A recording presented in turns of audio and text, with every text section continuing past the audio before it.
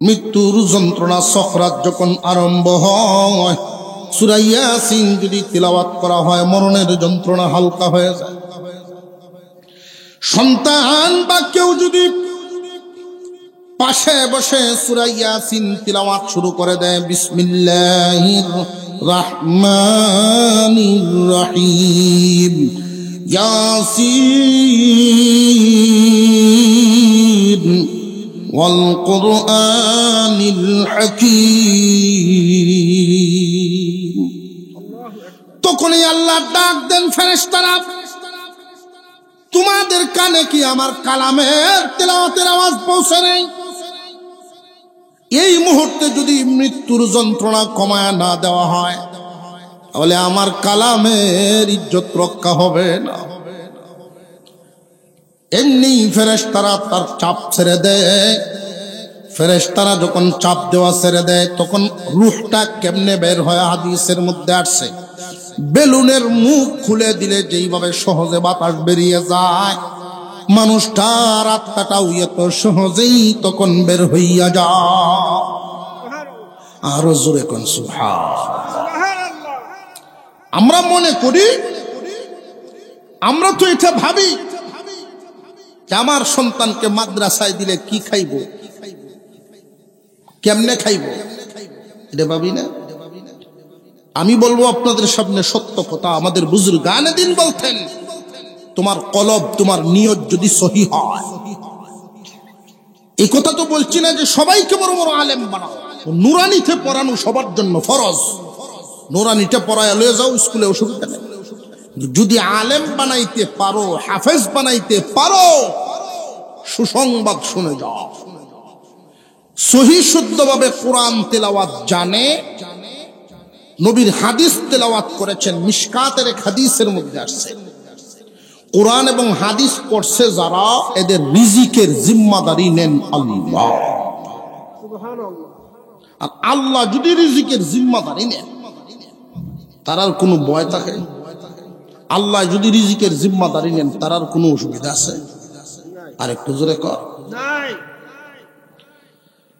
আমরা মনে করি কেমনে খাইব।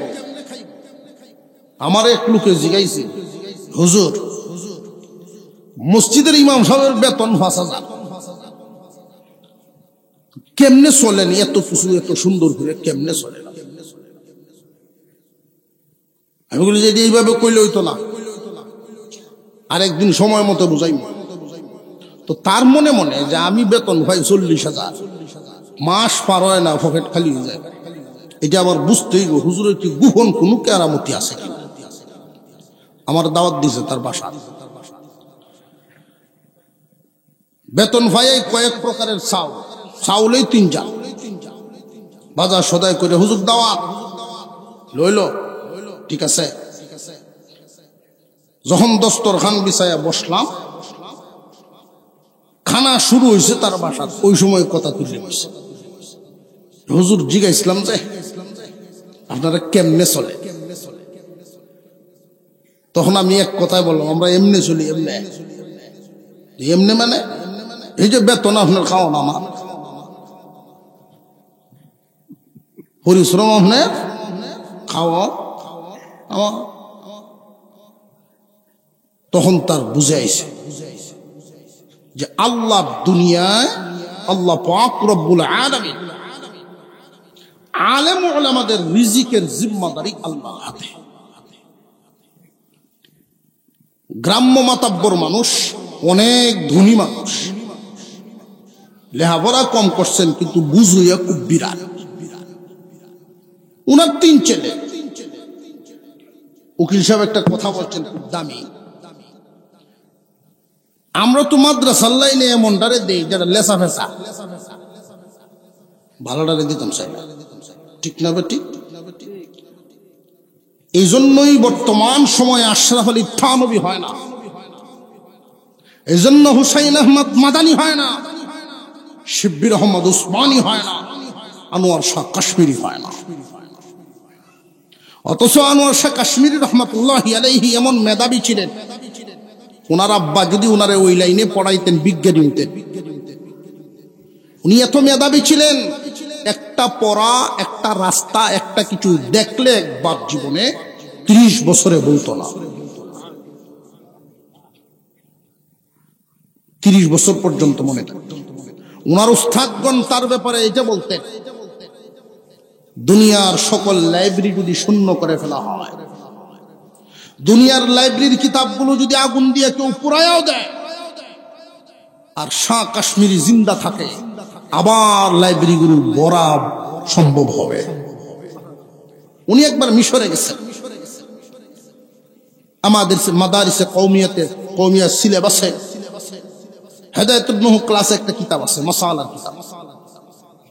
মিশরে যখন গেলেন, ওই কিতাবটার একটা কপি ওনার হাতে দেওয়া, যে হযরত এই কপিটা একটু দেখেন, এটা লিখছি আমরা, কেমন হইল।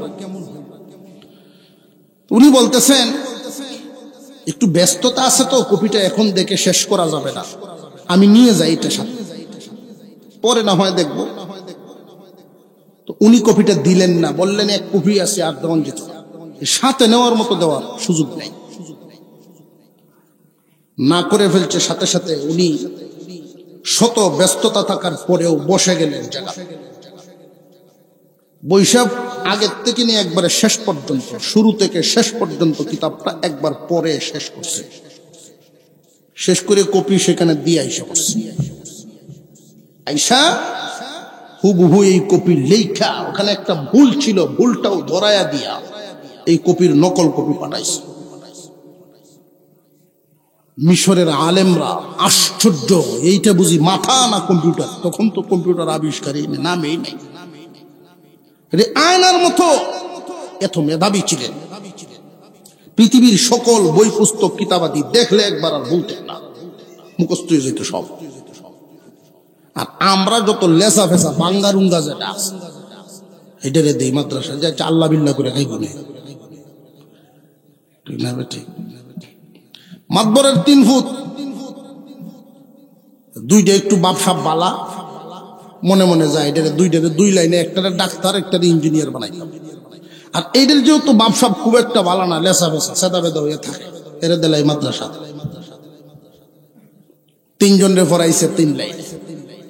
লোক কিন্তু বুঝইয়া, গ্রামের মানুষ হইলেও লোক বুঝইয়া, 3 জন 3 লাইনে পড়াশোনা করে একজন ডাক্তার হইছে, একজন ইঞ্জিনিয়ার হইছে, আর একজন হুজুর হইছে, হাফেজ মৌলানা হইছে। এই 3 ফুট যখন বাড়িতে আসে, এদের চাল চলন দেখিয়া হাজি সাহেব তো এখন বুড়া হইছে, হস্টস করিয়া এটা বুড়া হইছে। আপনার অসুবিধা হইতেছে কোনো? ওনার বুড়া হইছে যখন, আমলের দিকে একটু মনটা ধাবিত হইছে। ছেলেদের চাল চলন দেখে, যেটা ডাক্তার ইঞ্জিনিয়ার, এটি বাড়িতে হাফ প্যান্ট হুন্ডে ঘুরে, কি ভরাইলাম, মানুষ তো হইল না রে। আর হুজুর বেটার চাল চলন তার কাছে খুব ভালো লাগে। ঈদের সময় যখন বাড়িতে আসে তারা, কুরবানির ঈদ, ডাক্তার ইঞ্জিনিয়ারের চিন্তা ভাবনা হইল, ডাক্তার সব ইঞ্জিনিয়ার, আব্বার এত সম্পদ, দোকান ভাড়া, টাকা পয়সা আমরা তো দেওয়ান লাগে না, কুরবানির গরু তো আব্বার নিজের ঘুষে দিয়ে কিনবো, আমরা তোর ঘুষে দেওয়ান লাগে না। অথচ কুরবানি ওয়াজিব হয় মালের উপরে, কুরবানি ওয়াজিব মালের উপরে। তারা চিন্তা ভাবনা হইলো আব্বা দিলিপ তো। আর হুজুর হুদ যেটা, সে বাড়িতে এসে কয়, আব্বা এই দয়া করে 10,000 টাকা আপনার কুরবানিতে লাগাই এলেন। তো বুঝে, কুরবানির মাসলা বুঝে, এটি তো মাসলা বুঝে না। হেরার চিন্তা ভাবনা হলো গুস্তু গাইতে লিয়েছে, সুরে চুরি হয়ে গরু এনে কুরবানি দিচ্ছে। পরের দিন বেয়া জিগায়, কি ব্যাপার, গরু কত দেন ছিলেন? আপনি কি জানেন না আমি কি করি? জানি, লেকিন কুরবানি দেওয়া হলো ইসলাম, চক্ষ লাগ যে বালা জিনিস লইছি, লাভটা কি হলো? চুরি হয়েছি, কোন হয়েছে, কুরবানি দিছি, সব হয়েছে, সমান হওয়া। মাঝখানো গুস্তু গাইলাম। অনেক মানুষ এরকম থাকে, বেদ বিচার করে না। 7 জনে মিলে কুরবানি দিয়ে, এমন আছে না? একজন যদি সুদকুর থাকে, 6 জনের কুরবানি বাতিল। এটা বেদ বিচার করে শরীক লইবে। আপনারা আবার কালকে আবার সমালোচনা শুরু করেন যে হুজুর যে কইয়া গেল আমরা এই বালা মানুষ পাইতাম কই। এই বালা মানুষ হওয়ার এইটার বুদ্ধি একটাতে যাই, সুদ করে মিললে দেন ভাই, সুদ করে মিললে দিবেন, আর কোনো অসুবিধা।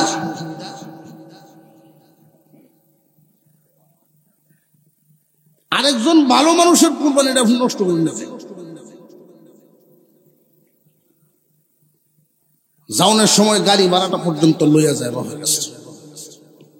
হাজি সাহেব বিবি সাহেব রে কয় হিসাবে পেস লাগাইছি রে, দুইটারে শুধু দুনিয়াদারি বানাইলাম, দিন পড়াইলাম না। যদি নুরানিটাও পড়াইতাম, কোরআনের নূর তো থাকলো এর ভিতরে।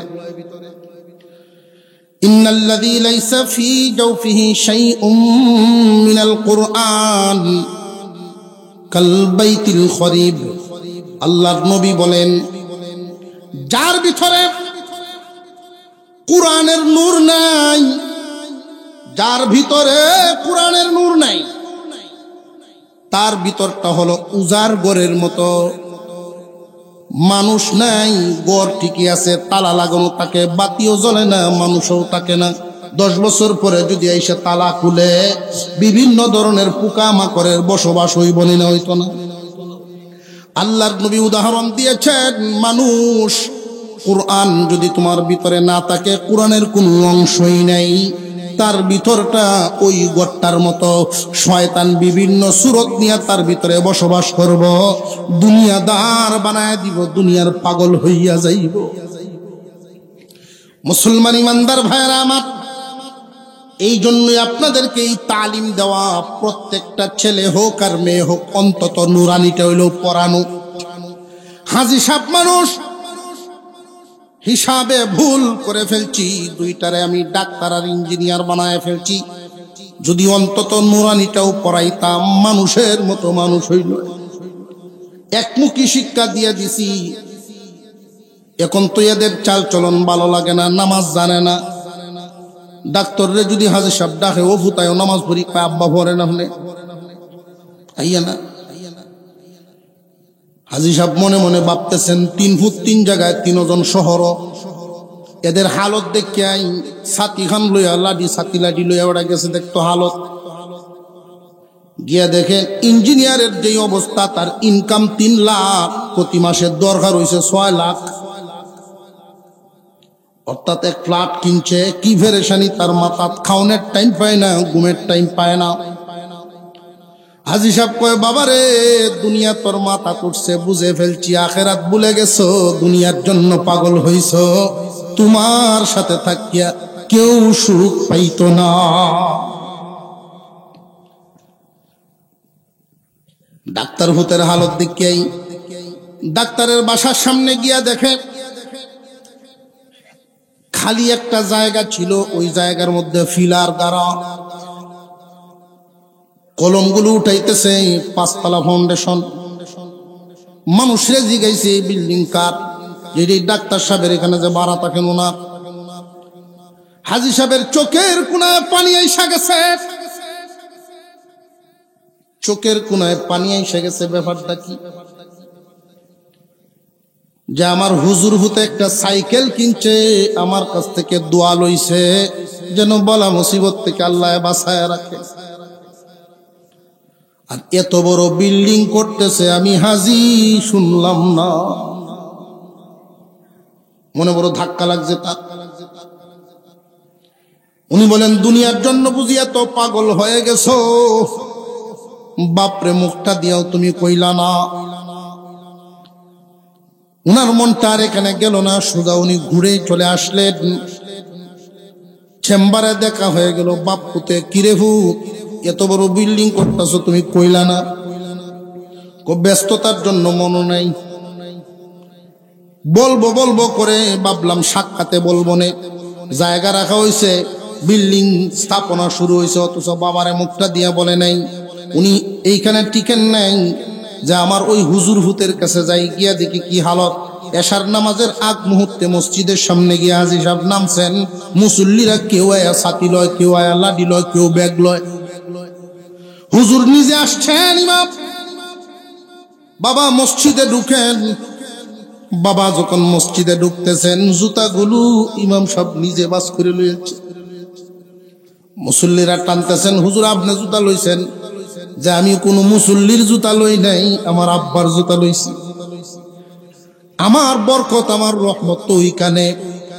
এই বুঝটা মানুষ বুঝে তখন, কোরআনের জ্ঞান তাকে যখন। তামাম দুনিয়া ঘুরে দেখবেন,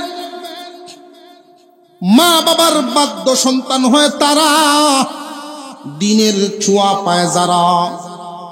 জেনে রাখবেন সবার ভিতরে এই বুঝ থাকে না। শুধু একমুখী শিক্ষায় যদি শিক্ষিত করেন, দুনিয়াদার হইয়া পাগল হয়ে যায়, দুনিয়ার জন্য পাগল হয়ে যায়। আপনারা একটু লক্ষ্য করে দেখবেন, আমাদের দেশের বৃদ্ধাশ্রমগুলোর দিকে যদি হিসাব লাগায় দেন, বৃদ্ধাশ্রমগুলোর দিকে আপনারা তাকায়া দেখবেন। আমি এই ব্যাপারে একটা রিপোর্ট আপনাদের সামনে দেই। জিজ্ঞাসা করা হয়েছে বৃদ্ধাশ্রমে এখানে যারা আছেন, এমন কি কেউ আসেননি হাফেজ আলেমের মা বাপ? কেউ হাত তুলে নেই। জিজ্ঞাসা করা হয়েছে, সহি শুদ্ধভাবে নুরানি পর্যন্ত পড়াইছেন, কুরআন শরীফ সহি পড়তে জানে, এমন কি কোনো গার্জেন আসেননি আপনার সন্তানরা পড়াইছেন? কেউ নাই। একমুখী শিক্ষিত হওয়ার কারণে পাগল হয়ে যায় মানুষ। আখিরাত ভুলে গিয়া মা বাপ কি জিনিস, এই দৌলত ভুলে যায়। এখানে যারা যুবক আছেন, কান পেতে শুনে রাখবেন, মা বাবা এমন দৌলতের নাম, মা বাবা এমন দৌলতের নাম। হুজুর সময় পাইলেন না, বিররুল ওয়ালিদাইন বলেছিলেন। মুফতি সাহেব বলে গেছেন, বিররুল ওয়ালিদাইন, মা বাবার সাথে ইহসানপূর্ণ আচরণ করো।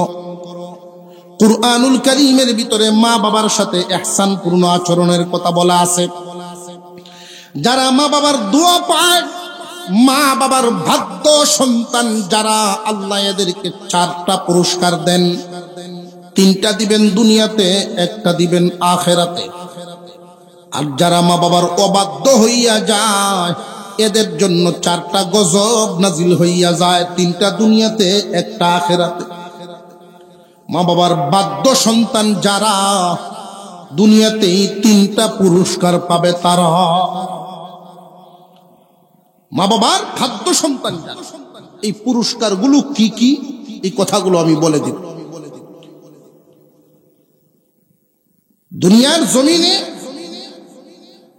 মানুষ বেশিরভাগ নামাজের দিকে ধাবিত হয় বয়স যখন 70 পার হয়, 65-70-এর দিকে। বেশিরভাগ এমন হয় না?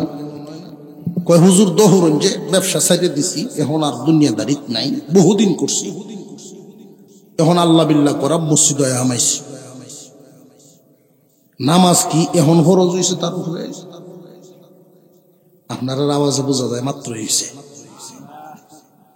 ব্যবসা সাইডে দিছি, আসলে ব্যবসা ছাড়ছে না, ব্যবসা উনি ছাড়েন নাই, উনারে ব্যবসায় ছাড়ছে। ঠিক না বেটি? 500 টিকে যদি দেয় কাস্টমারে 700 ঘুরায় দেয়। বেটা গৃহস্থী ছেড়ে দিছি, তো আইলে দেখতে গেলে হুড়ে দেখা হুলা মানে গাইল ভরে, তুমি কেড়ে যাও ওরও। গৃহস্থী কি আসলে শেষ আসছে না তারে গৃহস্থী ছাড়ছে? দয় দরবারও যদি যায়, সালিশ বৈঠকও, বিচার আচারও, ইয়ং জেনারেশন কয় আপনি মুরব্বী মানুষ, কষ্ট হইলে কেড়ে আইস, হে নো কাম নাই, কোনো হানো যখন দাম নাই, পরে মসজিদ আমায় দান বাক্সত মাঝে মাঝে কিছু চিরা টেহা পাওয়া যায়। মসজিদের দান বাক্স, আমার মসজিদ 7 তালা, এটা শুক্রবার কাল সকল দান বাক্স যখন এক কারণে খোলা হয় টাল পরে, কিন্তু চিরা টেহা পাওয়া যায়। এটা কি জিনে দেয়? কেউ জিনে দেয়? মানুষই দেয়। এটি কেমন মানুষ? টেহাটা হয়তো তৈরি দেয় যত্ন করে, কোনো দুহানো যখন চলে না, যত্ন করে তৈছে শুক্রবার দিন আল্লাহরে দেব। মানুষের জিন্দিগির এমন একটা বয়স আল্লাহরে দেয়, যেই বয়সটা কোনো কামও লাগে না। ঠিক না ঠিক? আর এই বয়সে মসজিদও গিয়া মাসলা মাসাইল না জানার কারণে, যদি নুরানিতে পড়া থাকতো মাসলা মাসাইল জানতো। ইয়ং জেনারেশন, ইয়ং বয়সে মানুষ নামাজে কেন আসে না? যত কারণ, এর মধ্যে একটা হইল না জানার কারণে। যে যেই জিনিস জানে, জানায় তারে টানে। নামাজ যদি জানতো, শিক্ষায় তারে টানতো। তুমি জানো জিনিসটা করো না কেন? যারা নামাজ পড়ে না বেশিরভাগই না জানার কারণে পড়ে না। যদি মা বাবায় নুরানি পর্যন্ত পড়ায়া দিত, একবার না বললে আরেকবার বলল, আরেকবার না বললে আরেকবার বলল, 5 ওয়াক্ত না পড়ুক 3 ওয়াক্ত হইল বলল। কিন্তু পড়াটা না পড়ার কারণেই, মা বাবায় না পড়ায়া দেওয়ার কারণেই জীবন ভরার ভরে না। শেষ বয়স রক্ত ঠান্ডা হইলে ও কিছু হইল ভরে গে খারো। এবেলা কাশের সাথে উজু। নবীজির এক হাদিসের মধ্যে আল্লাহর রাসূল বলেন, ইগতানিম খামসান ক্বাবলা খামসিন শাবাবাকা ক্বাবলা হারামিক। যৌবনকালকে গনিমত মনে করো বার্ধক্য আসার আগে। বুড়া তুমি হইয়াই যাইবা, জোয়ান থাকতে পারবা না। বুড়া হওয়ার আগে জোয়ান বয়সটারে কাজে লাগাও। যে সমস্ত যুবক জোয়ান বয়সে আল্লাহর ইবাদত করে, তারা বুড়া হওয়ার পরে যখন এইভাবে আর ইবাদত করতে পারে না, আল্লাহ রাব্বুল আলামিন ওই যুবকদের উপরে খুশি হইয়া ফেরেশতাদেরকে হুকুম দেন, ফেরেশতারা রে, আমার এই বান্দা এই বান্দি জোয়ান বয়সে যেইভাবে ইবাদত করতো আর তোমরা আমল নামায় লিখতা, বুড়া হয়ে গেছে, আগের মতো ইবাদত আর করতে পারে না। তোমাদের লেখার কলমটা থামায় না, তোমরা লেখিয়াই যাইতে থাকো, বোনাস পাওয়া যায়। মা বাবার বাধ্য সন্তান যারা, মা বাবার বাধ্য সন্তানকে দেওয়া হবে কয়টা পুরস্কার বলছিলাম? বুঝলে লাইছেন 4টা। ওযু কেমনে করা লাগে বাবার জন্য যেমন জানা জরুরি, ছেলের জন্য এমনই জানা জরুরি। নামাজ কেমনে আদায় করা লাগে মার জন্য যেমন জানা জরুরি, মেয়ের জন্য এমনই জানা জরুরি। মুসলমান, প্রত্যেক মুসলমান নুরানি পর্যন্ত তার পড়া থাকা চাই, নইলে ওই মানুষটা ঠকে গেল। আমরা আখিরাত বিশ্বাস করি না করি না? এই পৃথিবীর জমিনে ইহুদি, খ্রিস্টান, নাস্তিক, বেঈমান যারা আছে, তাদের লক্ষ্য উদ্দেশ্য মুসলমানদেরকে কেমনে কোরআন থেকে দূরে রাখা যায়। মুসলমানরা ক্ষতিগ্রস্ত হবে তখন কোরআন তিলাওয়াত থেকে দূরে থাকবে, যখন কোরআন থেকে দূরে থাকবে, যখন মুসলমান ক্ষতিগ্রস্ত হবে তখন। এই কুরআনুল কারীম থেকে মুসলমানদেরকে দূরে রাখার জন্য ইহুদি এবং খ্রিস্টানেরা একমুখী ষড়যন্ত্র চালায় নাই, বহুমুখী ষড়যন্ত্র চালিয়েছে। এর মধ্যে একটা হলো, আমাদের এই মুসলিম দেশের মতো যত মুসলিম দেশ আছে, সমস্ত মুসলিম দেশের শিক্ষা ব্যবস্থায় তাদের কালো হাত। শিক্ষা ব্যবস্থাটার মধ্যে কেমন কালো হাত? সুস্থ মাথায় ঠান্ডা মস্তিষ্কে একটু ভাবেন, হাঙ্গামা করার বিষয় না। মুসলমানের দেশ, মুসলমানদের ভাবনা চিন্তার ব্যাপার। 95% মুসলমানের দেশ, মুসলমানদের ট্যাক্সে দেশ চলে। মুসলমানদের সন্তানদের জন্য শিক্ষা ব্যবস্থা সরকারের দায়িত্ব আছে না নাই? অন্ন, বস্ত্র, বাসস্থান, শিক্ষা, চিকিৎসা, এই 5টা মৌলিক চাহিদার মধ্যে একটা হলো শিক্ষা। মুসলমানদের সন্তানদের সুশিক্ষার ব্যবস্থা সরকারের করার দায়িত্ব।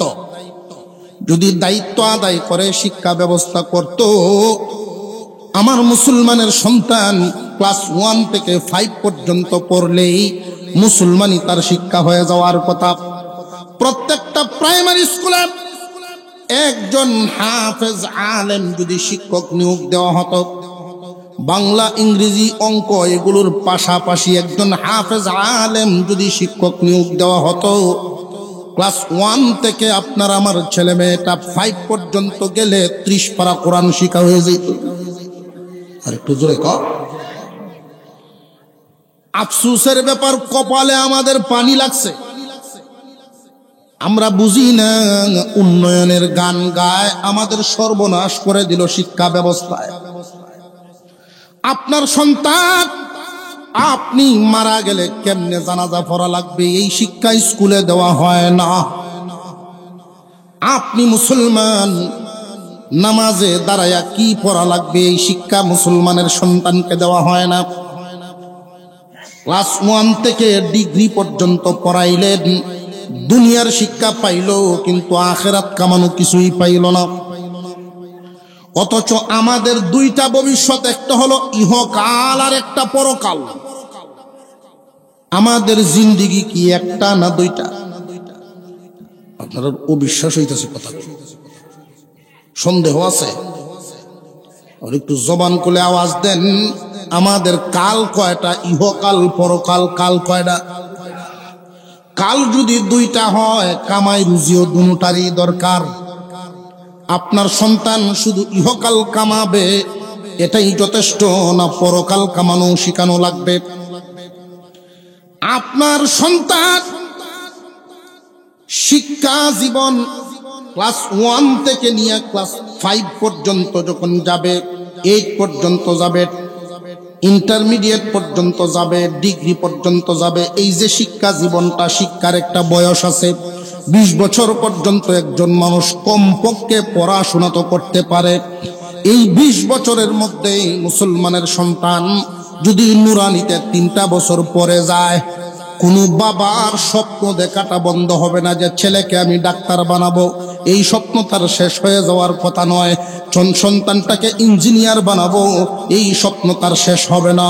কিন্তু এই নুরানি পর্যন্ত যদি শিক্ষা আপনি না দিয়া যান, সরাসরি স্কুলে যদি নিয়ে যান, একমুখী পড়াশোনা করান, আপনি বাবা হিসাবে সন্তানকে ঠকাইয়া দিলেন। কেমন ঠকানো ঠকাইলেন? বাবা হিসাবে সন্তানকে কেমন ঠকানো ঠকাইলেন? দুনিয়ার সকল ডিগ্রি হাসিল করায়া দিলেন, কোরআন শিখালেন না। মুসলমানের সন্তান যখন সে বুঝবে আমি বালেগ হয়ে গেছি, নামাজ পড়া আমার উপরে ফরজ। আপনার সন্তান মসজিদে গেলে দেখবেন পিছনের কাতারে দাঁড়াইব, নিজেকে বড় অসহায় মনে করব, কিছুই জানে না, কিছুই জানে না। এই সন্তান যদি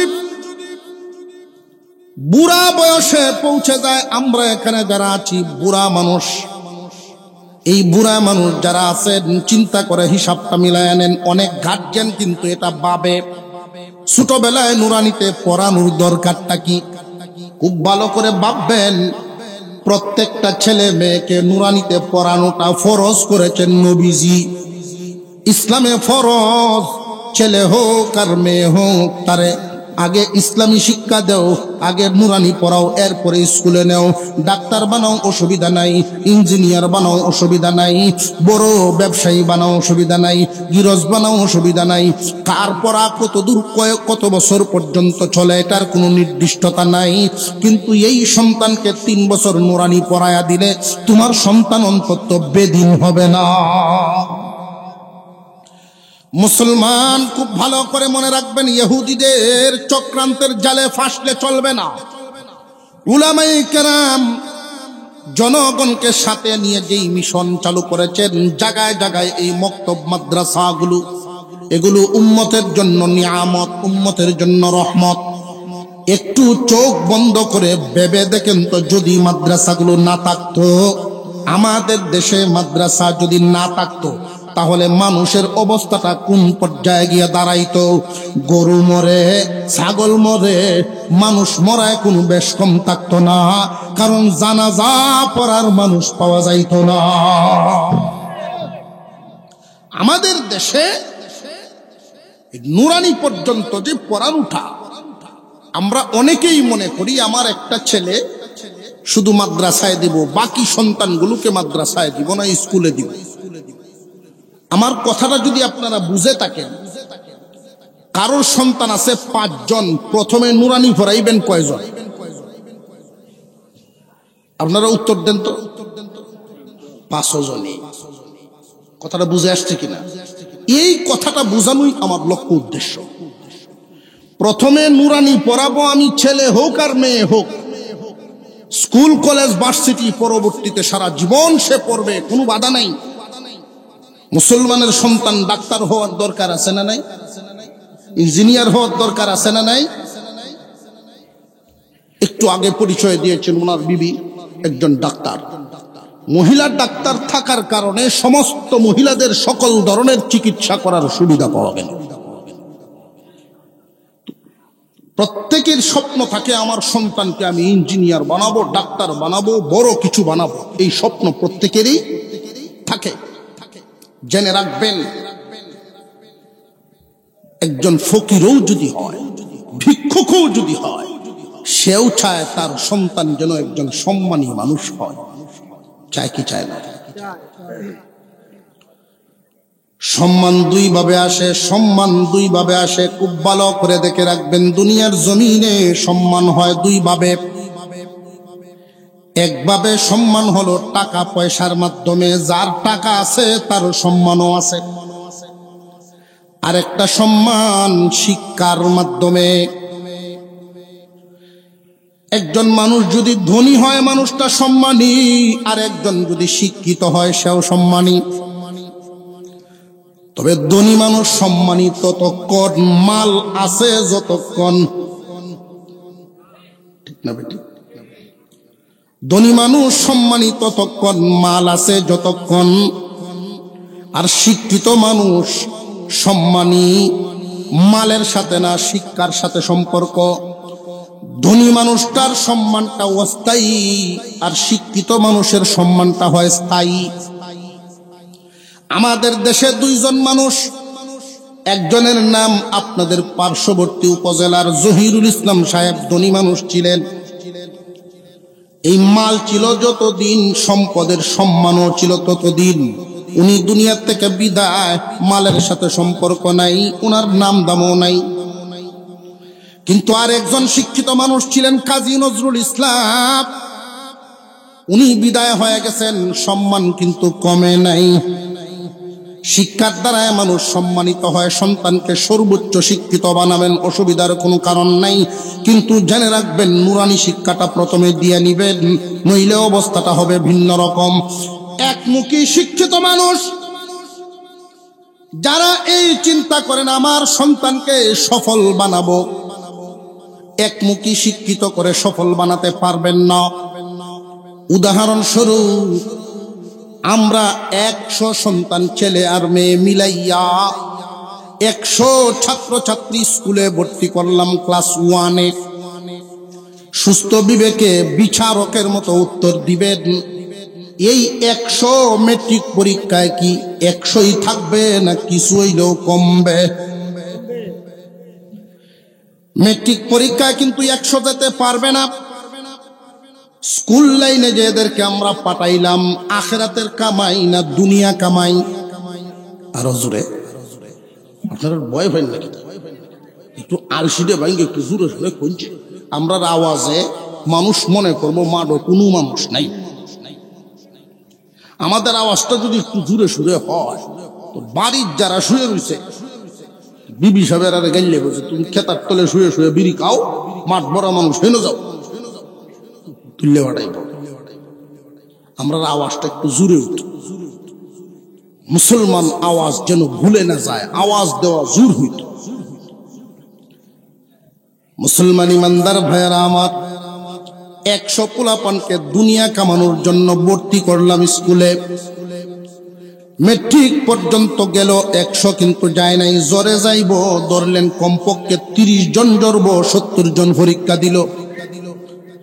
এই 70 জনের মধ্যে ইন্টার পর্যন্ত কিন্তু 70 থাকবে না, আরো 20 কমব।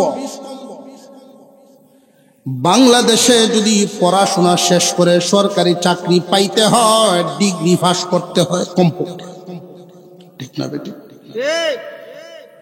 এই ডিগ্রি পর্যন্ত যাইতে যাইতে 100-র মধ্যে কয়জন থাকবো? 10 জন। এই 10 জন যে ডিগ্রি পাস করলো, দুনিয়া কামানোতে সফল হবে কখন? সরকারের চাকরি পাইব যখন। চাকরি কি 10 জনে পাইব? 10 জনের মধ্যে 1 জন পাইতে পারে। তাও আবার 1 থেকে ডিগ্রি পর্যন্ত নিতে বাবার যেই পরিমাণ পয়সা লাগছে এই পরিমাণ টাকা একসাথে দিতে পারলে আর একটু জোরে কর। এই যে 100 জনের মধ্যে দুনিয়া কামানোতে সফল হইল একজন, বাকি 99 জনের হালত থেকে না পাইল দুনিয়া, না পাইব আখেরাত। আখেরাতের শিক্ষাই তো শিখছে না। পক্ষান্তরে এই 100 জন খেত 3 বছর নুরানিতে পড়াইয়া স্কুলে নিয়ে যান, 3 বছর নুরানিতে পড়াইয়া স্কুলে নিয়ে যান। যার যে পরিমাণ দূর সেই পরিমাণ যাবে, যার যে পরিমাণ যাইতে পারে সেই পরিমাণ যাবে। সরকারের চাকরি যারা পাইল, বিভিন্ন কোম্পানিতে চাকরি করে করলো, হাওড়ে গিয়া কাজ করবে করলো, গৃহস্থী করার করলো, কোনো কামে যখন লাগলো না, যারা দুনিয়া কামানির তো কামাইলো, সরকারের চাকরি পাইলো, আর বাকিরা যে পাইল না আখেরাত কামানো কিন্তু ঠিক থাকবো নুরানি পড়ার কারণে। এখন বুঝাইছে বিষয়টা। হুজুর আকরাম সাল্লাল্লাহু আলাইহি ওয়াসাল্লাম বলেন, মুফতি হওয়া গড়ে গড়ে সবার জন্য জরুরি না। একটা এলাকায় 2-4 জন বিজ্ঞ আলেম থাকলেই সকলের সমস্যা সমাধান সম্ভব। কারণ মানুষ বউয়ের সাথে কাজে লাগিয়ে প্রতিদিন তালাক দিত না। প্রত্যেক দিন সকালে বিকালে দুপুরে কেউ তালাক দেয় না, জীবনে হতবার। ঝগড়া লাগলে হয়তো এমন গন্ডগোল, জীবনে হতবার। এই সমস্যা সমাধান করার জন্য মুফতির কাছে যাওয়া লাগবে। সারা এলাকায় 2-4 জন বিজ্ঞ মুফতি থাকলেই সকলের বড় বড় সমস্যা সমাধান করা সম্ভব। কিন্তু নুরানি পড়া ছেলে হোক আর মেয়ে হোক সবার জন্যই ফরজ। এই কথাটা বাড়ি পর্যন্ত নিয়ে যাবেন। নিজেদের জিন্দিগি যেভাবেই গেছে আমাদের সন্তানদের জীবন যেন সেইভাবে না যায়। ছেলে হোক আর মেয়ে হোক, তারে যদি নুরানি পর্যন্ত পড়াইয়া এরপরে অন্য লাইনে নেন, অন্তত আল্লাহর কাছ থেকে আপনি বেঁচে যাবেন। আপনি তো আপনার আল্লাহর কাছে বলতে পারবেন, আল্লাহ আমি আমার দায়িত্ব পালন করেছি, সন্তানকে দ্বীন শিক্ষা দিয়েছি, এরপরে দুনিয়ার লাইনে নিলাম। ইহকাল আর পরকাল, স্কুল লাইনের শিক্ষা, কলেজ ভার্সিটির লাইনের শিক্ষাটা হলো দুনিয়া কামানোর শিক্ষা, আর মাদ্রাসার লাইনের শিক্ষাটা দুনিয়া কামানো নয়, আখেরাত কামানোর শিক্ষা। এই মাদ্রাসার লাইনে অন্তত তোমার বাচ্চাটারে ছেলে হোক সহি শুদ্ধ হয় না, অথচ নামাজ বঙ্গের যত কারণ, নামাজ নষ্ট হওয়ার যত কারণ, প্রথম কারণটাই নামাজে অশুদ্ধ তেলাওয়াত করা। কেউ যদি ভাবেন আমার সন্তান বড় হইয়া তার নামাজ সে শিক্ষা লইব, আমি শিখাইতাম না, আমি কেজিতে পড়াইমু, প্রাইভেট ইংলিশ মিডিয়ামে পড়াইমু, এটা ভুল সিদ্ধান্ত আপনার। আপনি একজন মুসলমান হিসাবে আলেমদের পরামর্শ নেন। এই মাহফিল থেকে আমি বলিয়া দিচ্ছি, প্রথমে নুরানি পড়াইবেন, এরপরে দুনিয়াত গুরানি শিখাইবেন। প্রথমে নুরানি শিখাইয়া নিবেন, আপনার জানাজা আপনার সন্তান শিখে ফেলবে, আপনার দোয়া দেওয়া আপনার সন্তান শিখে ফেলবে। আর এই যে নুরানিতে পড়াইলেন আপনি, স্কুল লাইনে 20 বছর পর্যন্ত পড়াইলেও এই শিক্ষাটা শুধু তার কাজে লাগবে, আপনার কোন কাজে লাগবে না। কথা বুঝে আসতেছে? আজ যে মাদ্রাসার লাইনে 3টা বছর পড়াইলেন, এটা তারও কাজে লাগবে, আপনারও কাজে লাগবে। সুবহানাল্লাহ। আপনার কেমন কাজে লাগবে কইতাম নেই। 1 নাম্বার, এই বাচ্চা না বালে তার কোনো আমল নামার খাতা খোলা হয়েছে না। মাদ্রাসায় যখন বাচ্চাটারে আপনি দিলেন, 3টা বছর পড়ানোর জন্য আরবি শিক্ষা শিখাইবেন, কোরআন শিক্ষা শিখাইবেন, প্রতিটা হরফে 10টা করে নেকি, প্রতি হরফে 10টা করে নেকি। শুধু বিসমিল্লাহির রহমানির রহিম যখন বাচ্চায় পড়বে 190টা নেকি দেওয়া হয়, কারণ 19টা হরফ। এই যে 190 নেকি, প্রতি হরফে 10 নেকি যে আপনার বাচ্চায় পাইল, তার তো আমল নামার খাতাই নাই, এই নেকি যাইব কই? আপনি মা বাবার আমল নামায় এই নেকি তুলিয়া দেওয়া হয়। বাচ্চাকে নুরানিতে পড়ানোর কারণে শুধু কি বাচ্চার লাভ না বাচ্চার মা বাবারও লাভ? শুধু নুরানি পর্যন্ত ভরায় বাদ দিলাইলেন, হাফেজ আলেম বানাইলেন না। আমি এই পর্যন্তই বুঝাইলাম। এই সন্তান কোরআন শিক্ষিত হওয়ার কারণে আপনার কি লাভ? আপনার লাভটা আমি একটু বুঝাইয়া দেই। মানুষের যখন সখরাত আরম্ভ হয়ে যায়, আজরাইল আলাইহিস সালাম যখন জান কবজ করার জন্য আসে, আপনার পরিবারের লোকেরা যদি সহি শুদ্ধভাবে কোরআন তিলাওয়াত করনেওয়ালা থাকে, আপনার পাশে বৈশা সূরা পড়তে পারবো। একজন মুমূর্ষু ব্যক্তির পাশে বৈশা যদি সূরা ইয়াসিন তিলাওয়াত করা হয়, মৃত্যুর যন্ত্রণা কমায়া দেওয়া হয়। একই বাবার দুই সন্তান, একজন ডাক্তার, পাশে আইসা পরিচয় দেয়, আব্বা আমারে চিনছনি, আমি তোমার ডাক্তার হুতাইছি। বাবারে তুমি ডাক্তার হইছো, এইটা তো তোমার কামে লাগলো, আমার লাভ কি হইল? যদি পারো মরণের যন্ত্রণাটা একটু কমায়া দাও। আল্লাহর পয়গম্বর বলেন, মৃত্যুর যন্ত্রণা যখন আরম্ভ হয়, 500 ফেরেশতা একসাথে চাপ দিয়া ধরে। ওই সময় এই ব্যক্তি চিল্লায় আর বলে, তোমরা কারা গো? এইভাবে চাপ দিয়া ধরলো, আমার সহায় সম্পত্তি সব লইয়া যাও, আমার চাপটা একটু কমায়া দাও। কিন্তু ফেরেশতারা চাপ ছাড়বে না, দুনিয়ার সম্পদের কোনো লোভ নাই তাদের। ডাক্তারের সকল মেডিসিনের নাম বললেও কি চাপ ছাড়বে? তো আর একটা সন্তান ছোটবেলায় এই নুরানি মক্তবে 30 পারা কোরআন সহি করে শিখে ফেলছিল। দৌড়ায়া মসজিদে গিয়া ওযু করে একখান কোরআনের কপি এই না সবাইকেই শোনায়া দিয়া পাশে বসলেন। কি ব্যাপার, তুই কি করস? যে আমি একটু কোরআন তিলাওয়াত করবো। আলেমদের জবানে শুনেছি। মৃত্যু এই পুরস্কারের আলোচনাটি করেই মোটামুটি মাহফিল শেষ পর্যায়ে নিয়ে দোয়া করে দিব ইনশাল্লাহ।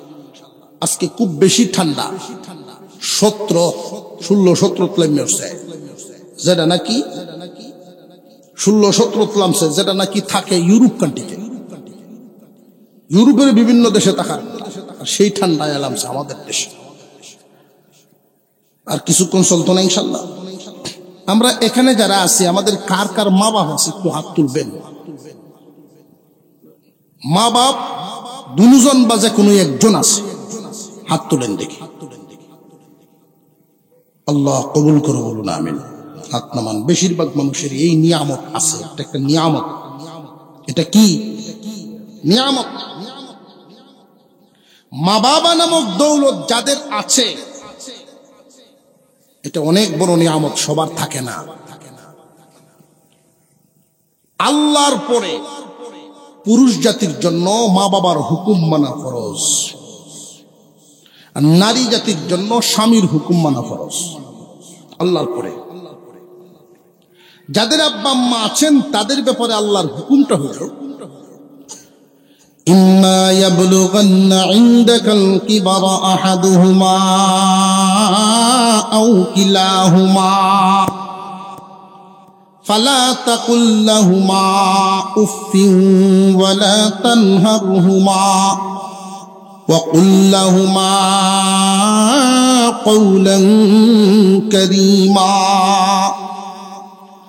আল্লাহ পাক রব্বুল আলামিন হুকুম করে দিয়েছেন, যখন তোমার আব্বা আম্মা বার্ধক্যে পৌঁছে যান, বুড়া বুড়ি হইয়া যান, তখন তোমরা তাদের প্রতি ইহসান পূর্ণ আচরণ করবা। ইহসান পূর্ণ আচরণ, দয়ার আচরণ করবা। থেকে এটা সেটা বাকি আনেন, উনার মনে কিছু চাইলেও বাকি খান। উনার ইচ্ছা হইল তখন দাও মারি লাগবে, 2 মণ দান বেচে টাকাটা দেলাইব। মাঝখানেই দোকানদার তারে তাগদা দেওয়া শুরু করছে, চাচা টাকাটা দিয়ে দিয়ে আমার দোকান ছুটো, মাল আনতে হইব। মুরব্বী মানুষ পেরেশানিত পড়ে গেলেন, এই টাকাটা আমি আমার কোন ফুতের কাছে চাইতে পারি? সব ছেলে মেয়ের মন সমান হয় না। আমার ফুত কোনটার কাছে আমি টাকাটা চাইতে পারি? বাবার তো জীবনেও সন্তানের কাছে চাওয়ার অভ্যাস নেই। যুবক ভাইয়েরা, আপনার আব্বা আপনার কাছে চাও, এই অপেক্ষায় থাকবেন না। কারণ বাবার তো চাওয়ার অভ্যাসই নাই, বাবা মা সারা জীবন সন্তানকে দেওয়ার অভ্যাস। এরপরেও মুরব্বী মানুষ দোকানদারের তাগদা শুনে অপেক্ষা করতেছেন। চিন্তা করেন কেমনে বলা যায়। আমার সকল সন্তানদের মধ্যে একটা সন্তানই এক ছেলে, মনটা খুব ভালো, আমি তার কাছ থেকে হয়তো চায়া নিমু, কিন্তু ঘরে সাউন্ড যাইতো না। কারণ ঘরে যদি ছেলের কাছে 500 টাকা চায়, বউয়ে হিসাব লইব, বউয়ে হিসাব চাইব, কই খরচ করছুন তো দেখা। বিবি যেন টের না পায়, উনি গেইটের বাইরে গিয়ে দাঁড়ায় রইছেন রাস্তার মুখো। ছেলে যখন খানা খায়া টিফিন বাটি সাথে লইয়া চাকরির উদ্দেশ্য উনি রওনা দিলেন, অফিসে যাবেন। বাবা রাস্তায় দাঁড়ায় রইছে, দেখাই ফুত সাইকেলটা লইয়া দাঁড়াইছে। আব্বা কিছু কইবে, ফুত তোমার কাছে কি 500 টাকা হইব? আমার খুব দরকার ছিল। ছেলে বড় ভদ্রলোক, ভালো মানুষ, সন্তানদের মধ্যে ভালো বলেই তুই এই আশাই টাকাটা চাইছে। ছেলে বড় ভালো মানুষ, যেই মাত্র বাবার মুখে এই কথাটা শুনছে, ছেলের চোখের পানিটা টলমলায় উঠছে। আব্বা এই জায়গার মধ্যে দাঁড়ায়া কত টাকা নিছি আপনার কাছে ছায়া ছায়া। স্কুলে যাইতাম, টাকা চায়া নিতাম 10 টাকা 20 টাকা। আজকে আপনার কোনো ইনকাম নাই, এইখানে আপনি আমার কাছে টাকা চাইছেন। বাবা আপনারও যে টাকার মাঝে মাঝে দরকার হয়, এটা ভুলে গেছে। আজ থেকে ভুল আর হবে না। বেতন পাইয়াই প্রথমেই আপনার হাতে দিব, যতটুকু দরকার এতটুকু রাখবা, বাকিটা দিয়ে আমি সংসার চালাইব। বাবার হাতে 1000 টাকা দিয়ে ছেলে চোখের পানি মুছতে মুছতে স্কুলে চলে গেছেন। মুসলমান ইমানদার যুবক ভাইয়েরা খুব ভালো করে মনে রাখবেন, বাবা মার মন জয় করা, যুবক, বাবা মার মন জয় করা হলো আমাদের কাজ। তোমার আচরণের মাধ্যমে, তোমার ব্যবহারের মাধ্যমে যদি মা বাবার মন জয় করতে পারো, প্রচন্ড শীত যায়, সরিষার তেলের বোতলটা নিয়ে মা বাবার হাত পায়ের মধ্যে একটু ডলো। এই পৃথিবীর জমিনে সবচেয়ে বড় পীর মা বাপ। যদি পারো সন্তানের সামনে খেদমত করো, তোমার সন্তানের সামনে যদি মা বাবার খেদমত তুমি বেশি করো রে যুবক, তোমার সন্তান মা বাবার খেদমত কিতাবে পড়ে শিখতে হবে না, ঘরেই প্র্যাকটিক্যাল শিখে ফেলবো। আর যদি মা বাপরে তুমি ধমক দাও, তাহলে তোমার সন্তানের কাছ থেকে লাঠি দেখার অপেক্ষায় থাকো।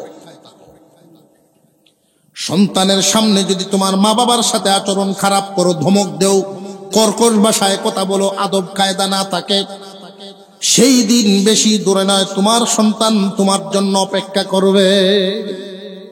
ঠিক না? ঠিক। এক বেটা দোকানদারি করে, বাপ আছে জিন্দা, সারাদিন তাকে দুহানো, সকালে উঠে যায়, আবার সেই রাত 9টা-10টার সময় বাসায় আসে। বৌমা তার আব্বার সাথে কি আচরণ করে এই বিষয় আর খেয়াল করে না। ইসলামের বিধান, তুমি নীরবে মাঝে মাঝে মা বাবার সাথে সময় দিতা। তোমার বিবি তোমার আব্বা আম্মার সাথে কি আচরণ করে এটা খবর লইবা, নীরবে খবর লইবা। যদি কোনো জায়গায় শাসন করণ লাগে করবা, নইলে তোমার আব্বা আম্মা ইচ্ছাকৃত তোমার কাছে বলবে না, এই কষ্ট বুকে লইয়াই কবরে যায়। সংসারে অশান্তি হইব এই ভয়ে তোমার মা বাপ তোমার কাছে বলবে না। মাঝে মাঝে নীরবে মা বাবার সাথে নীরবে নিস্তব্ধে সময় দেওয়া। তো এই মহিলা তার আব্বার সাথে আচরণ খুব বেশি ভালো করে না। একটা বাড়ি রাখছে, বাড়িতে মাপকে ভাত দেয়, এই ভাত খায় তার পেট ভরে না। মুরব্বী মানুষ, কারোর কাছে বলেও না, ছেলের ইজ্জত যাবে। 5 দিন 7 দিন 10 দিন 15 দিন আর কত সহ্য করুন যায়। তার একটা নাতি আছে, নাতিরে ডেকে ভাই সুদ, তোর মা আমার যে মাপিয়ে বাদ দে, আমার তো পেট ভরে না, কি করা? 8-9 ভরে ছেলেটা নাতি এ বুদ্ধি দিছে, বাড়িটা ভাঙ গেল। তোর আম্মা যেই মুখাল মানুষ করে না জানি কি কয় না, তুমি বাঙ্গো আওলা লাগলে বা ওইব, তো নাতি বাড়ি ভাঙ গেছে। যেই টেবিল থেকে ফালছে ভাঙ গেছে, আর বাড়ি বাংছে না, ফরমাত করছে। বেডি শিক্ষার যে উঠলো, হ্যাঁ 10 টাকা ইনকাম করার ক্ষমতা নাই, জিনিস 17 বাঙ্গনের মধ্যে আছে, বইয়া বইয়া খাওয়ান, ফুতে যে সারাদিন কষ্ট হরে, কই আছেন এরকম? অথচ যেই বাড়িতে থাকেন এই বাড়িটাই বুড়ার কামাই, যেই ঘরে থাকেন এই ঘরটাও বুড়ার কামাই। 10 টাকা কামানোর মুরাদ নাই, কিন্তু মুরাদ কি ছিল না? এই সংসারটাই তার হাতের গড়া। তুমি যে স্বামীর ঘর করতেছো, এই স্বামীর জন্মদাতা পিতামাতা তারা, তারেও মানুষের মতো মানুষ করছে তারা, তোমার স্বামী হওয়ার মতো যোগ্য করে তুলছে তো তারা। এই কথাটা ভুলে যায় যে সমস্ত নারীরা, তার আচরণ ঠিক থাকে না। ফুতাইছে রাত্রে বাড়ি, মহিলায় বলতেছে তুমি তোমার আজাব গজব লইয়া তাহো, আমি সকালে উঠে বাপের বলছে কেন, কি হয়েছে? জিনিসপত্র ভাঙ্গে রাখতেছে না। তার কথায় বোঝা যায় যে কয়েক সুকেশ ভাঙছে না। কি হয়েছে? আমি শখ করে একটা বাড়ি রাখছিলাম, বাড়ি ভাঙছে। তো বেটার মনে মনে আচ্ছা 2-1 কথা কইয়ালাই আমার বাপের বউ খুশি হয়ে বলে, উনি বাপের রুমকে কয় বুড়া হইছ, এত রাগ কেন লাগেনি, একটু ধৈর্য তো বাড়ানির দরকার। 2-1 কথা কইতাছে বাপের। এমনি নাতি যেটা আছি এই বাপের ভূত, এটা আইসে বিষে দেয়, দাদা তুমি বাড়ি রেখে রে বাংলা বুদ্ধি উন্তি হইতে দিস, তুমি বাড়িটা ভাঙতা গেলে কেন? এখন আমি মাফ কই ভাই, বাপে জিগায় ও ফুত তুই মাফের কথা কি কস? যে দাদা বুড়া মানুষ, বুড়া হইছে, এখন তোমরা মাপে বাদ দাও, তোমরা যেদিন বুড়া হইবা এদিন আমারও তো মাপে দাও না। এই মাপটা আমি ভায়াম করি, বাড়ি যাবেন গেল। এমনি বাপ চুপচাপ বেরিয়ে আসছে করতে, রান্নাঘরও গিয়ে কয় এই বুড়া বয়সে যদি ফেট ভরে খাইতে চাস মাফামাফি বাদ দে। যে সমস্ত মানুষ শ্বশুর শাশুড়ি মুরব্বীদেরকে কষ্ট দিয়ে কবরে পাঠায়, তাদের জন্য গজব, দুনিয়াতে 3টা আখিরাতে 1টা। আর যে সমস্ত সন্তানাদি মা বাবার সন্তুষ্টি রেখা মা বাবারে খুশি করে কবরে পাঠায়, এদের জন্য আল্লাহর দেয়া নিয়ামত দুনিয়াতেই 3টা, আখিরাতে 1টা। আল্লাহর হুকুম মা বাবারে খুশি করার মধ্যে আল্লাহ এই হুকুম করেন নাই মোটা মাছ কিনে খাওয়াইতে হবে, দামি কাপড় কিনে দিতে হবে, এই কথা বলেন নাই। আচরণ সুন্দর করবা সেটা বলছে। তাদের সাথে তোমরা বিরক্তির আওয়াজে কথা বলবা না। অথচ এমন যুবকও আছে মা বাপ তারে ঘুম থেকে ডাক দিতে ভয় হয়, না জানি কি শিক্ষায় মারে, আছে না নাই? এগুলোর মূল কারণ হইল দিনই বুঝ না থাকার কারণ। ছেলে যদি মেয়ে যদি দিনদার হয়, মা বাবার সাথে কথা বলার সময় ভয় পাইব আমার আব্বা আম্মা কি কষ্ট পান কিনা আমার আচরণ। আর ছেলে যদি দুনিয়াদার হয়, মা বাপ তার সাথে কথা বলতে ভয় পাইব। বেশ কমটা বুঝেছে? মা বাপ যদি সন্তুষ্ট হন, আল্লাহ যেই নিয়ামত দিবে দুনিয়াতে, কয় নিয়ামত কইছি? 1 নাম্বার নিয়ামত আল্লাহ রিজিকে বরকত দিবেন, রুজি রোজগারে বরকত। রুজি রোজগারের বরকতের মানে কিন্তু এটা না যে 1000 টাকার নোট পকেটে তুইলেন সকালে 2000 টাকা, এরকম না। রুজি রোজগারের বরকতের অর্থ এই না যে আপনি ধনী হবেন, এটা না। রুজি রোজগারে বরকতের অর্থ হইল কামাই রুজি যতই হোক আল্লাহ আপনার দুনিয়া চালায়া নিবেন, সুন্দর পেরেশান মুক্ত জীবন দিবেন। মা বাবার দোয়া পাইছে এমন মানুষ 1% জমিন নাই, এরপরে আল্লাহ চালাইব সুন্দর। মা বাবার দোয়া যদি সাথে হয় তার রুজি রোজগারে বরকত হয়। বরকত আর বেবরকত আপনাদেরকে কেমনে বোঝায় একটা উদাহরণ। একজন মানুষের মালে বরকত নাই, সে ইনকাম করে 5 লাখ প্রতি মাসে, 5 লাখ টাকা ইনকাম করে, বরকত নাই মানুষটার। ওই মানুষের যদি 5 লাখ টাকা ইনকাম করে লোকটার যদি অসুখ হয়, ডাক্তার কি কোটিয়াদি দেখাইব না ডাহা? আরো জোরে কর, কোটিয়াদি দেখাইব? ঢাকা স্কয়ার বার্ডেমে পরীক্ষা নিরীক্ষা করিয়া এই অসুখ ভালো হইতে লাগছে তার 1.5 লাখ ইনকাম, বেশি 1.5 লাখ খরচ করে। একই রোগ হইছে মা বাবার এক ভাগ্য সন্তানের, যার ইনকাম এত বেশি না, 10,000 টাকা কামাই করেছে, মাত্র 10,000। এই লোক ঢাকা বারডেমার স্কোয়ারে স্বপ্ন দেখলে তো চলতো না, সেই কোটিয়াদি পর্যন্ত গিয়া এক ফার্মেসি উঠছে, আমরা সদর হাসপাতাল ওই গিয়া ডাক্তার দেখায় ওষুধ আনি। একই রোগ, যেই মাত্র গেছে এই সদর হাসপাতালও দেখবেন মা বাবার বাধ্য সন্তান যারা, আল্লাহ তার প্রতি খুশি, সকল মাখলুক তার প্রতি খুশি। যেই গেছে হাসপাতালের যে ডাক্তার, উনি দেখেই বলছেন যে তোমারও এই অসুখ, এটা তোমার কপালটা বালা। কেন? যে আমার এক ছোটবেলার বন্ধু, সে অনেক বড় ডাক্তার হচ্ছে, বারডেম স্কোয়ারে রুগী দেখে, সে আইসিন রাষ্ট্রপতির এলাকা দেখতো, ঘুরতো, আর কোটিয়াদি হাসপাতালে বইয়া যাইতেছে আমার সাথে দেখা করে, হ্যাঁ আছে আমার চেম্বার, আউটমত দেখায়। মা বাবার দুয়ার বরকতে আল্লাহর রহমত যদি সাথে হয়, দূরের ডাক্তার কাছে হয়। দেখাইছেন এক শুধু চোখটা টান দিছে, জিব্বাটা দেখছে, 70 টাকার ওষুধ লিখে দিছে রোগীওয়ালা। এর গেছে কত? এবার 70 টাকা বালা, এটার নাম বরকত। কিশোরগঞ্জ থেকে আপনি বাড়িতে আসবেন কোন কারণে, জেলাত গেছেন, মা বাবার দোয়া নাই, তার মালে বরকত নাই, কামাই করে 5 লাখ। এজন কিশোরগঞ্জ থেকে বাড়িতে আইব, তার একটা খরচ লাগবো না?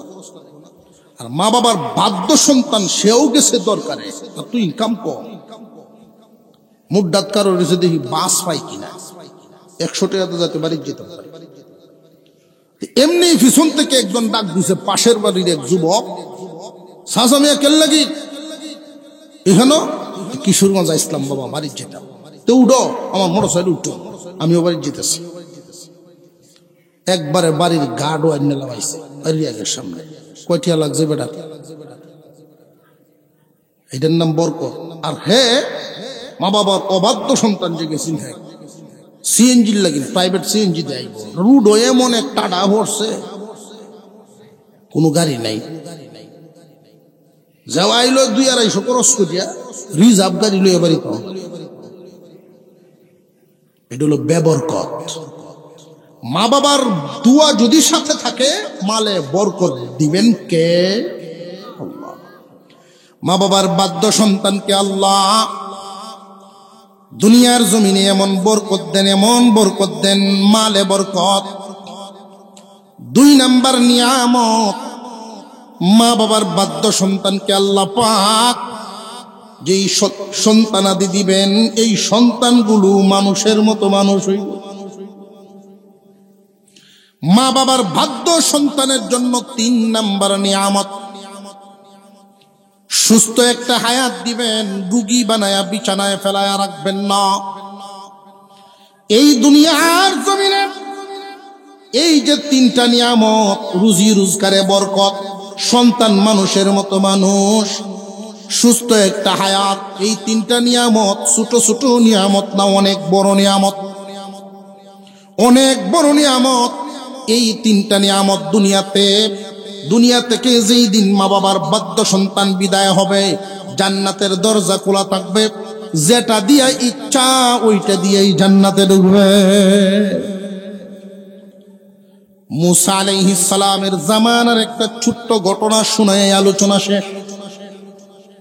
মুসা নবীর আমলের একটা ঘটনা। আল্লাহর পয়গম্বর মুসা সরাসরি আল্লাহর সাথে কথা বলতে পারতেন, নিনে পারতেন। এই জন্যই তো উনার টাইটেল মুসা কালিমুল্লাহ। মুসা আলাইহিস সালাম আল্লাহর সাথে আলোচনা করতেন, দোয়া করতেন, আল্লাহ জান্নাতের ভিতরে কি আমি একা যাব, না আমার কোনো সাথী সঙ্গী থাকবে, আমার কোনো বন্ধু থাকবে? আল্লাহ পাক রব্বুল আলামিন জানায়া দিলেন, জান্নাতের ভিতরে তোমার একজন সাথী আমি বানায়া দিব, তোমার একজন বন্ধু জান্নাতের ভিতরে তোমার সাথী হইব। আল্লাহ, আমার এই সাথী কি বর্তমান দুনিয়ায় আছে না পরে আইব? এরা এখনো দুনিয়াতে আছে, তোমার সাথে জান্নাতে ঢুকবে। আয় আল্লাহ, আমার জান্নাতের সাথীকে আমি দুনিয়াতেই দেখে যেতে চাই, তার ঠিকানা বলে দাও, তার সাথে আমি গিয়ে দেখা করি। মুসা আলাইহিস সালামের উদ্দেশ্য হলো কোন আমলের বদৌলতে আমার সাথে জান্নাতে যাবে, ওই আমলটা তার একটু দেখা দরকার। আমলটা দেখি কোন আমলের বদৌলতে আমার সাথে জান্নাতে যাইব, ওইটা একটু দেখতাম। আল্লাহ পাক ঠিকানা বলে দিলেন, যাও দামেস্কের বাজারে, লোকটার নাম আলী ইবনে মুআফিক, লোকটার নাম আলী ইবনে মুআফিক, দামেস্কের বাজারে ছোট্ট একজন ব্যবসায়ী মানুষ। মুসা আলাইহিস সালাম সেখানে গেলেন, গিয়ে পৌঁছে গেলেন, তার সাথে সাক্ষাৎ হয়ে গেল, আলাপ আলোচনা চলছে, পয় পরিচয় হইতেছে। জিজ্ঞাসা করলেন, তোমার নাম কি, তোমার বাড়ি কোথায়? তোমার নাম কি আর বাড়ি কোথায়?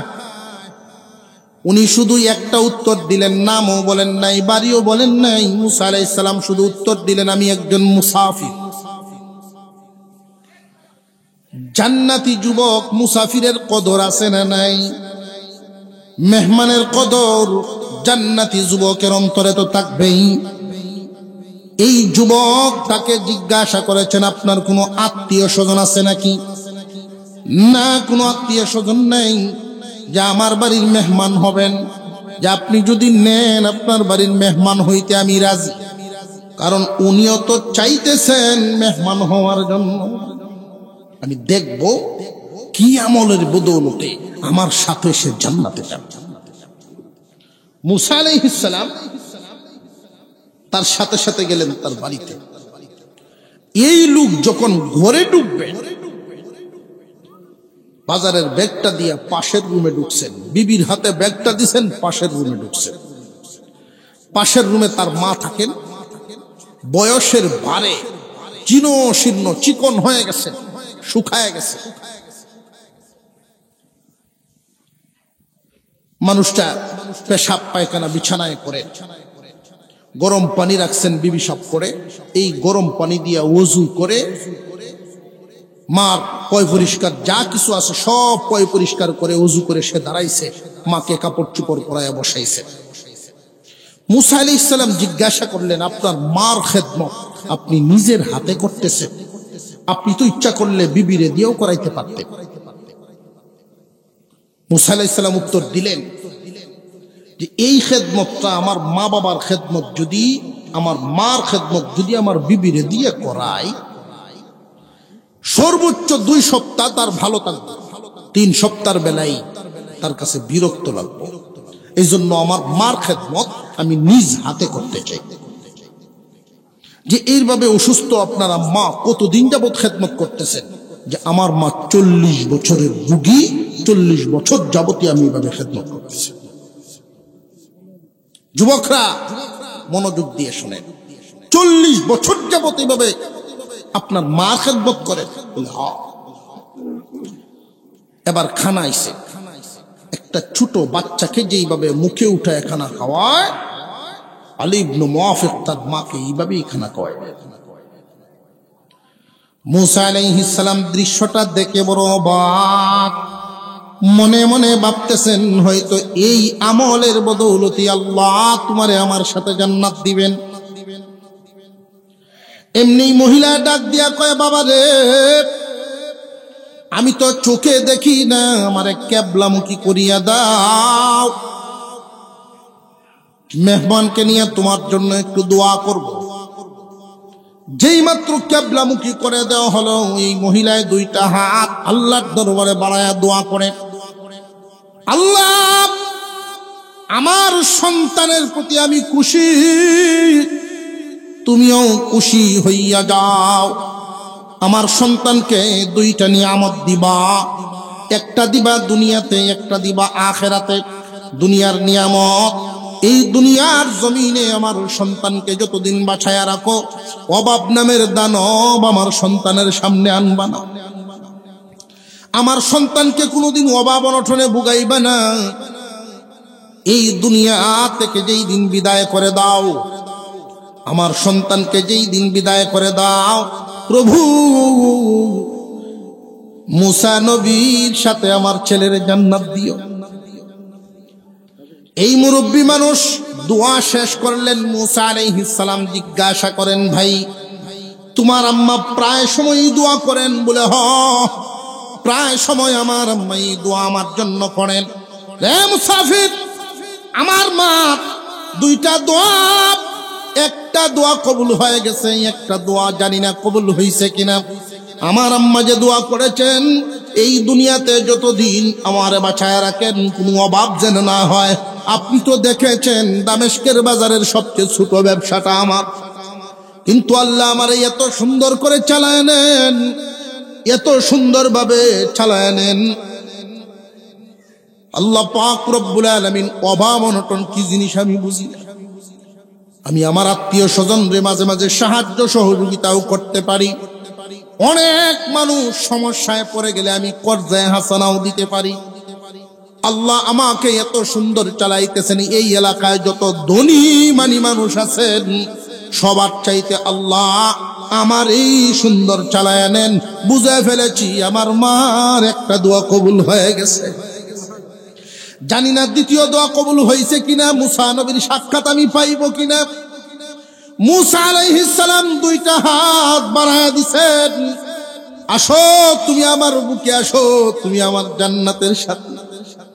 আমি মুসা নবী, আল্লাহ বলেছেন আমার সাথে তুমি জান্নাতে যাইবা। তোমারে দেখার জন্য আসলাম। বুঝে ফেলেছি তোমার মার দুয়ার বদৌলতে আল্লাহ কিয়ামতের দিন আমার সাথে তোমারে জান্নাতে ঢুকাইবে। মা বাবার দোয়া এত দামি এক দৌলত। মা বাবারে বেজার করে সারা দুনিয়া ঘুরলে, বড় বড় পিরাউলিয়ার দরবারে গেলেও লাভ নাই, মোটা হাদিয়া দিলেও কাজ হবে না। কারণ দুয়ার সিন্দুক তোমার ঘরে, তোমার ঘরের সিন্দুক ঠিক করে তারপরে সব ঠিক করে। আল্লাহ পাক রব্বুল আলামিন আমাদেরকে বুঝার তৌফিক দেন। আরো জোরে বলেন আমিন।